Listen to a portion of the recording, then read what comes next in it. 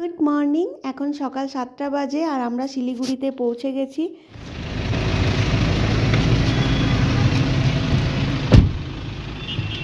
चलिए टाइम लगेगा 5 घंटा।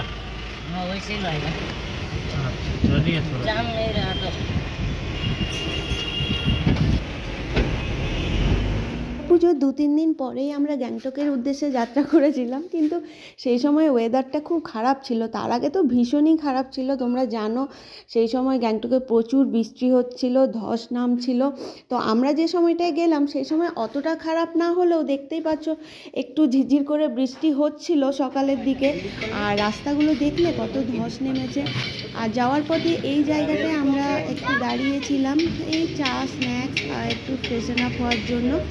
রাত্রে সিটি সেন্টারে আমরা ধোসা নিয়েছিলাম ডিনারের জন্য, আর ওরাও টিফিন দিয়েছিল, তাতে বিস্কিট কেক এইসব ছিল টুকটাক। এই যে এইগুলোই দেখো ছিল, তো সেগুলো আমরা রেখে দিয়েছিলাম, রাত্রির আর খাইনি। এগুলোই এখানে চায়ের সাথে খেয়ে নিলাম, বেশ ভালোই হলো। আরও অনেকটা পথ যেতে হবে, 5 ঘন্টা লাগবে বলেছে, যদি রাস্তায় কোনো জ্যাম না থাকে তবে। আর রাস্তার ধারে ধারে দেখো, এরপর আমরা মানে গ্যাংটকে ঢুকতে চলেছি। আর ভিউটা দেখেই বুঝতে পারছো কি সুন্দর লাগছে দেখতে। পুচুমার শরীরটা খারাপ লাগছিল, তাই এই জায়গাটাতেও আমরা একটু থামলাম। আর জায়গাটাও ছিল ভীষণ সুন্দর, আমরা বেশ কয়েকটা ছবিও তুলে নিলাম। এখানে একটা নদী রয়েছে, আর সামনে দেখলে একটা বিশাল বড় শিব ঠাকুরের মূর্তি ছিল। তো ওই জন্যে দাঁড়ালাম, তাতে ওরও একটু শরীরটা ভালো হবে। আসলে গাড়িতে উঠলেই ওর একটা মানে বমি বমি ভাব হয় আর শরীরটা খারাপ লাগে।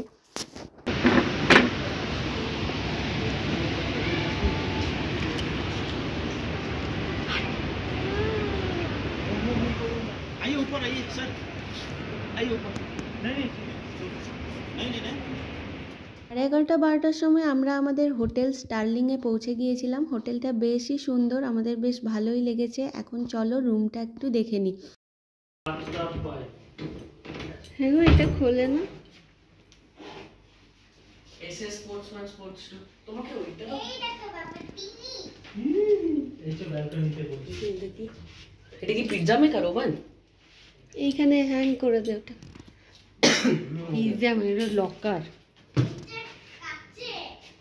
অত পরিশ্রম করতে হবে না, এখানে রেখে দিলাম। আয়না টেবিল,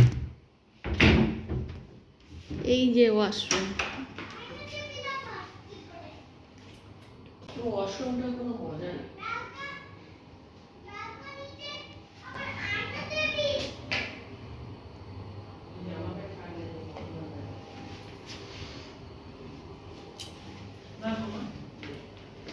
জুতোগুলো খুলে কোথায় রাখবো?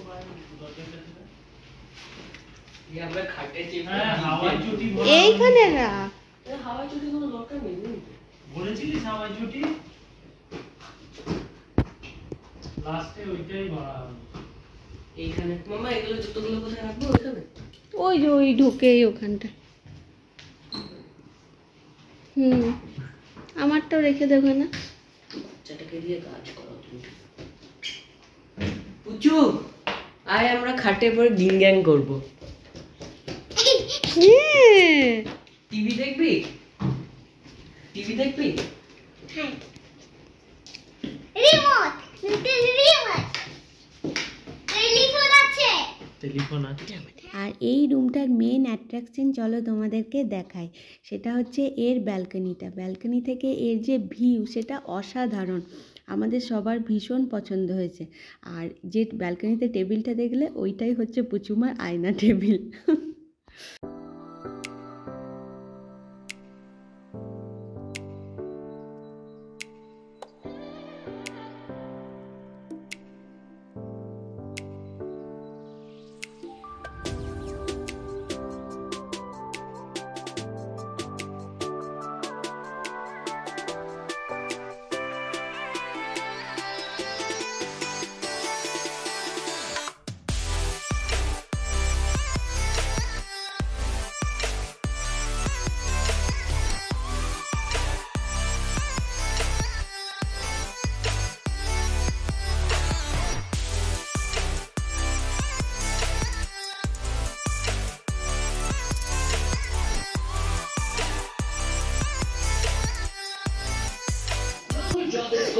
আমরা এসে ফ্রেশ হয়ে গেছি, আর এই যে এখানে টিভি চলছে, খেলা দিয়েছে বলে পুচুমার মাথাতে গেছে গরম হয়ে গেছে মাথাটা।